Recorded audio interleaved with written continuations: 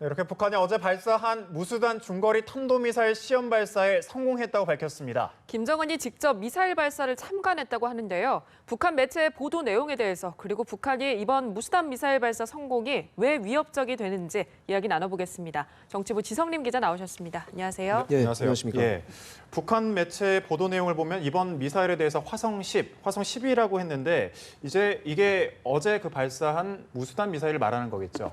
예, 그렇습니다. 예. 이제 화성 10이라고 하는 것은 무수단 미사일이 북한식 이름입니다. 그래서 예. 북한이 그 무수단 미사일 발사에 대해서 화성 10이라고 밝힌 것이 이번이 처음인데요. 그렇게 될 수밖에 없는 게 그 이제 북한이 이제 무수단 미사일을 2007년도에 실전 배치를 했지만 예. 시험 발사를 올해 처음을 했거든요. 그런데 이제 그 이번에 6번째 만에 성공을 했기 때문에 북한 매체가 이제 무수단 미사일 발사에 대해서 그러니까 중장거리 미사일을 발사했다고 밝힌 게 이번이 처음입니다. 왜냐하면 과거에 그 이전에 했던 5번의 미사일은 실패했기 때문에 북한이 보도하지 않았던 것이고요. 예. 그래서 이번에 자신들이 성공했다고 밝혔기 때문에 이제 보도가 됐는데 거기서 이제 화성 10이라는 미사일 이름이 처음 나왔습니다. 그래서 한국과 미국에서는 그 북한의 미사일을 뭐 장거리 미사일 같은 경우는 대포동 미사일, 또 중거리 미사일 같은 경우에는 뭐 이번에 무수단 이렇게 이제 예. 이름을 붙이고 있지만 그건 이제 한국과 미군에서 쓰는 이름이고 북한식으로는 또 자기들 나름의 이름이 있는 거죠. 그래서 그 북한은 이제 그 위성을 발사했다고 하지만 사실은 그게 이제 대륙간 탄도 미사일 아닙니까? 근데 그거를 이제 1998년도에 처음으로 대륙간 탄도 미사일을 발사했을 때는 백두산 로켓에 예. 그 위성을 탑재해서 쐈다고 했고 그 이후부터는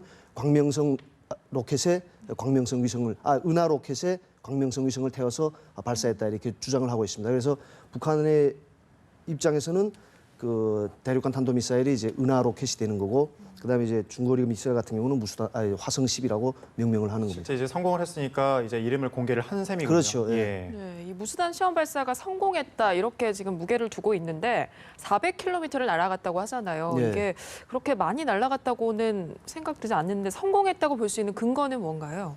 예, 이 무수단 미사일 같은 경우에 그 보통 북한이 이제 북한 매체 보도에서는 그 이번 미사일 발사에 대해서 뭐 지상 대 지상 중장거리 전략 탄도 로켓이라고 밝혔습니다. 네. 그래서 그 본인들이 이제 중장거리 로켓이라고 했고 또 우리가 한국과 미군에서 봤을 때 그 중장거리 로켓 그 무수단 미사일의 최소 사거리는 500km고 네네네. 최대 사거리는 한 3,000에서 4,000km 정도 예. 되는 걸로 알려졌습니다. 그런데 이번에 이제 400km를 비행했기 때문에 네. 그 실패가 아니냐 이렇게 그 생각할 수도 있지만 어제 우리 군도 성공 가능성에 무게를 두고 지금 정밀 분석을 하고 있습니다. 왜냐하면 우리 군에서 지금 밝힌 바에 따르면 그 북한이 정상 각도로 발사한 게 아니라 그 각도를 좀 높여서 발사했다. 그래서 그 그 비행 거리가 400km가 아니냐 이렇게 분석을 하는데 실제 북한 매체 보도를 보면 그렇게 본인들도 그렇게 고각 발사 체제로 발사했다고 밝혔습니다. 그래서 북한 매체 보도를 보면 그 최대 사거리를 모의해서 그러니까 최대 사거리가 있지만 그걸 가상해서 고각 발사 체제로 진행됐다. 그래서 그 고각이라고 할 때는 보통 이제 그 무수단 미사일이 이동식 발사 차량으로 그 이제 특정한 장소에 이동을 해서 거기서 이제 발사가 진행이 됩니다. 그런데 이동식 발사대에서 그 미사일이 수직으로 설치가 된 이후에 그리고 이제 처음에는 수직으로 발사되거든요. 수직으로 발사됐다가 어느 정도 거리 올라가서 그 이제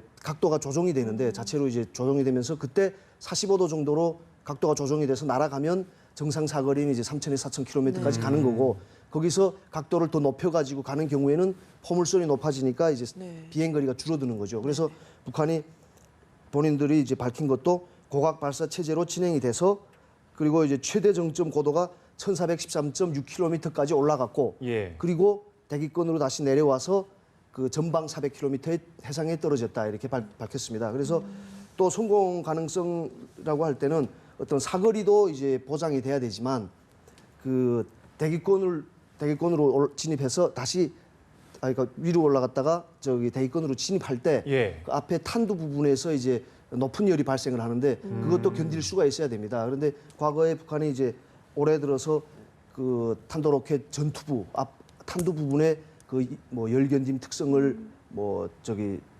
검증하는 그런 시험들을 진행을 했고 실제로 이번에도 그 이번 무수단 미사일 발사에서도 재도립 구간에서의 전투부 열 견딤 특성에 대해서 검증됐다. 결국은 그런 부분에서도 이제 북한이 이제 성공했다고 자평을 하고 있는 거죠. 예, 보완된 것과 뭐 계산된 결과로 인해서 성공했다고 볼 수 있는 예, 거군요. 그래서 이제 예. 그 이번에 또 김정은이 이제 성공을 자평하면서 그 뭐 적들은 물론 전 예. 세계가 우리 탄도 로켓의 비행 궤적을 보면 그 성공했다는 것을 평가할 수 있을 것이다. 그 말은즉슨 이제 같이 이제 자기들이 그 발사 각도를 높여서 발사했기 때문에 네네. 400km 비행한 거지만 정상 각도로 했으면 성공했을 것이다. 그거는 전 세계가 보면 안다. 이렇게 자평을 했고요.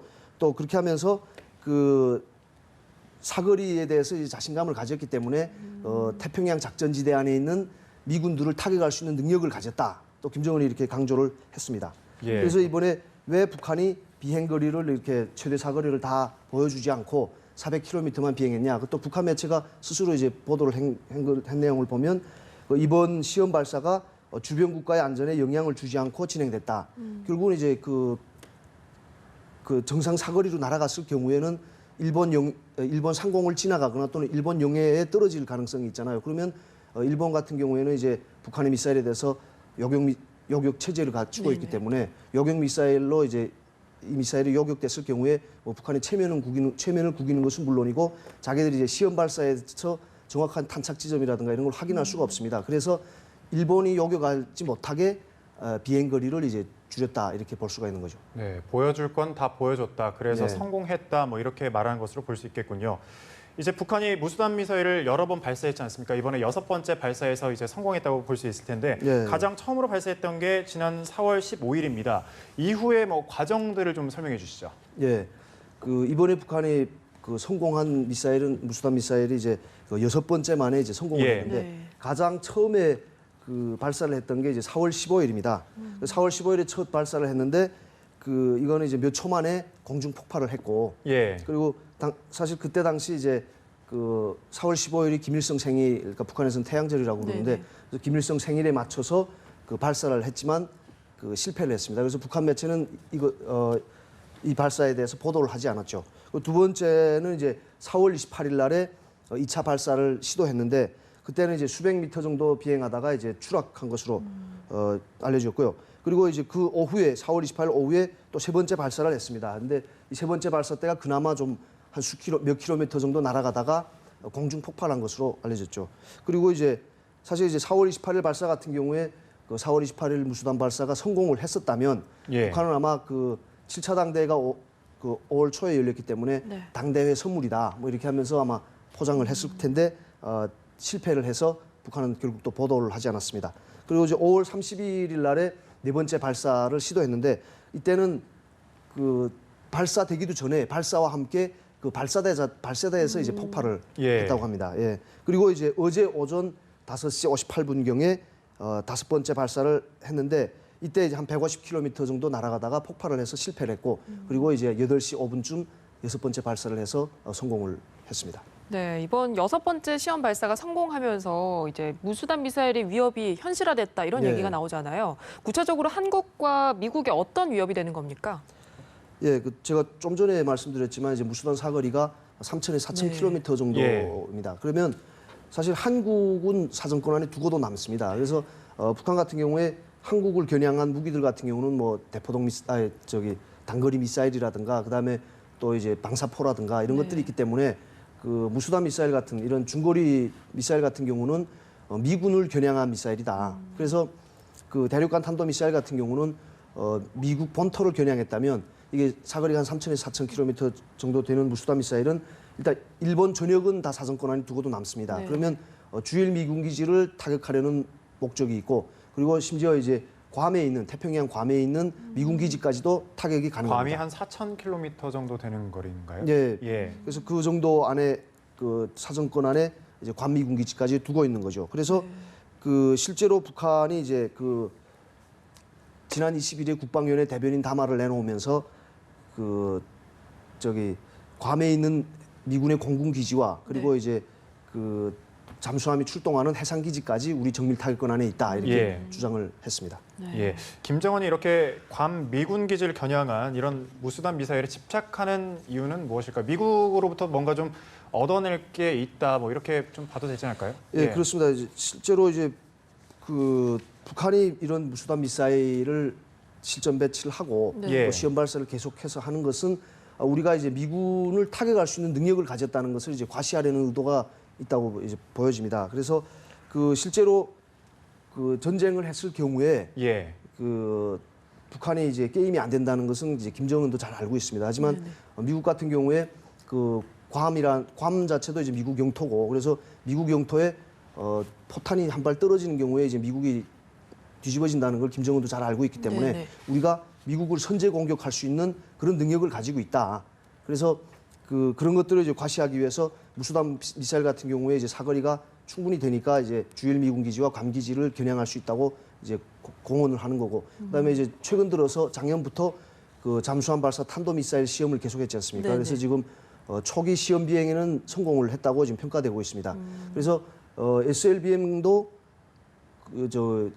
계속 시험 발사를 해서 성공해서 그것이 이제 실전 배치돼서 운용이 됐을 경우에 예. 그 잠수함 발사 탄도 미사일 같은 경우는 미군 기지 근처까지 접근을 해서 거기서 그 이제 미군 기지를 타격할 수 있고 그다음에 이제 무수단 미사일은 북한 안에서 미군 기지를 타격할 수 있고 그래서 이 두 가지를 동시에 운용을 했을 경우에 미군의 실질적인 위협이 되고 그리고 심지어 지금 그 북한의 이제 핵탄두 소형화가 거의 완성 단계에 있다고 이제 평가가 나옵니다. 그래서 핵탄두 소형화가 완성이 됐을 경우에 그 소형화된 핵탄두를 무수단 미사일에 장착을 해서 날려보냈을 경우에 그 파괴력은 엄청난 거죠. 그리고 이제 잠수함 발사 탄도 미사일에도 북한은 핵탄두를 장착하는 것을 목표로 하고 있습니다. 네, 사실 이 미사일이 실전 배치한 지는 몇 년이 됐잖아요. 네. 근데 지금 계속해서 시험 발사를 하다가 6차례 성공을 했는데 시기적으로 올해 발사를 이렇게 하는 게 이유가 있는 것 같은데요. 예, 그 무수단 미사일은 이제 북한의 네. 구소련의 SLBM을 가져다가 네. 그걸 모방해서 만든 미사일입니다. 그래서 예. 뭐 액체 연료를 사용하고 연료 주입하는데 뭐 한 30분 정도밖에 안 걸리고 네. 그리고 또 액체 연료를 쓰기 때문에 그 한 일주일 정도 그 연료를 장착을 하고 발사 대기를 할 수 있는 그런 미사일입니다.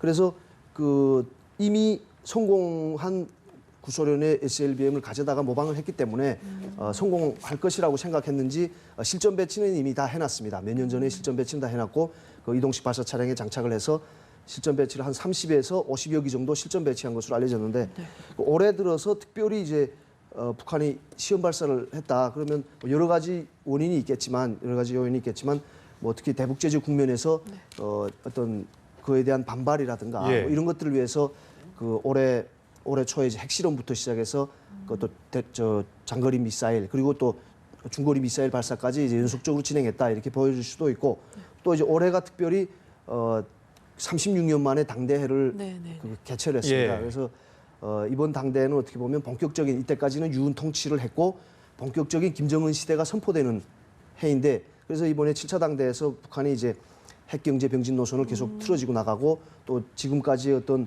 군수 분야의 성과에 대해서 김정은의 치적으로 이제 선전을 했습니다. 그래서 그 김정은의 치적으로 선전하는 것 중에 보면 이제 핵탄두 소형화라든가 그다음에 이제 잠수함 발사 미사일 그다음에 이번에 무수단 미사일까지 시험 발사에서 성공함으로써 좀 어떤 7차 당대를 계기로 김정은의 업적을 좀 강조하려는 그런 의도가 있지 않았나. 그래서 사실 이제 5월